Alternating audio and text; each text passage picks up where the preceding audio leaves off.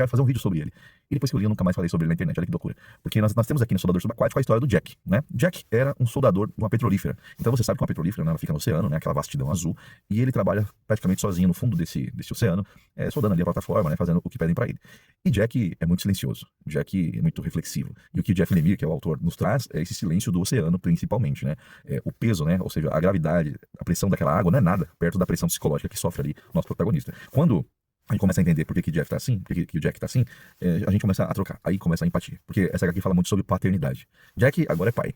E começa ali uma série de medos e receios que é comum a todo homem que se importa. Só que onde está o problema? Jack perdeu seu pai há 20 anos. E foi um luto não tratado. Foi um luto que não conversou com ninguém, não expôs os seus sentimentos, não fez uma terapia. E isso foi se acumulando ao longo dos anos. E ele meio que soterrou isso num oceano, no fundo do oceano da mente dele. Só que agora que é pai, essas memórias voltaram muito forte. E ele começou a entrar em pânico sobre o medo de criar, né, o filho de uma forma correta, o medo de não passar para ele os nossos próprios traumas e principalmente o medo de não errar assim como os nossos pais erraram com a gente. E a crítica aqui não é a nenhum pai nem uma mãe, porque eu acho que seres humanos são tão especiais porque são tão defeituosos, né, vamos colocar dessa forma.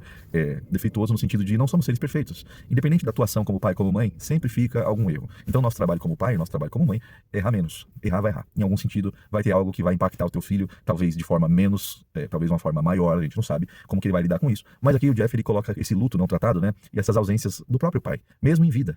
Então ele fica com receio de passar isso sobre o filho dele. Essa presença na ausência, né? Ou essa ausência na presença. E aí a gente vai se envolvendo com ele, vai ficando com dó, vai trocando. E ele, como que ele consegue fugir dessas questões? Como que ele consegue sobreviver pensando sobre isso sem pirar? Ele se dedica 100% ao trabalho. Então para ele, o fundo do oceano, com toda a pressão atmosférica ali, com todo o trabalho perigoso que é, ele se sente muito mais confortável do que estar dentro da própria casa e encarar a responsabilidade que é ter um filho, que é criar um filho. Eu costumo dizer para as pessoas, né, ter filho não é pet. Não é pet. Quando a gente vê as pessoas achando que é essa ideia lúdica, né, essa ideia linda da paternidade, da maternidade, as pessoas esquecem de se preocupar com o que importa. Um filho não necessita só de casa e comida e roupa lavada, né? Um filho necessita de atenção. Um filho necessita de carinho, de amor, de correção, se precisar. Ele precisa de você. Ele precisa de você presente. Não precisa de bens materiais, não precisa que você leve no shopping para comprar os melhores presentes todo fim de semana. Ele não precisa do seu dinheiro. Ele precisa de você. E aqui nós temos Jack sendo um workaholic, né? Um cara muito dedicado ao trabalho justamente para fugir dessa responsabilidade que é criar o próprio filho, mas por conta desses traumas não tratados. É uma HQ visceral, eu adoro. Jeff Lemire coloca uma narrativa gráfica muito linda, em vários momentos ali o oceano é uma paisagem em que a gente consegue entender que é a alma dele se manifestando dentro daqueles quadros, né? É uma narrativa não verbal, mas não necessariamente ela não conta nada pra gente. Quando você lê com muita atenção, pelos olhares, pelo silêncio, pelo vazio, você entende o sentimento, essa angústia. Isso que eu falo que a literatura é fantástica, porque às vezes você não encontra palavras para expressar o que você sente, e é necessário que você mostre.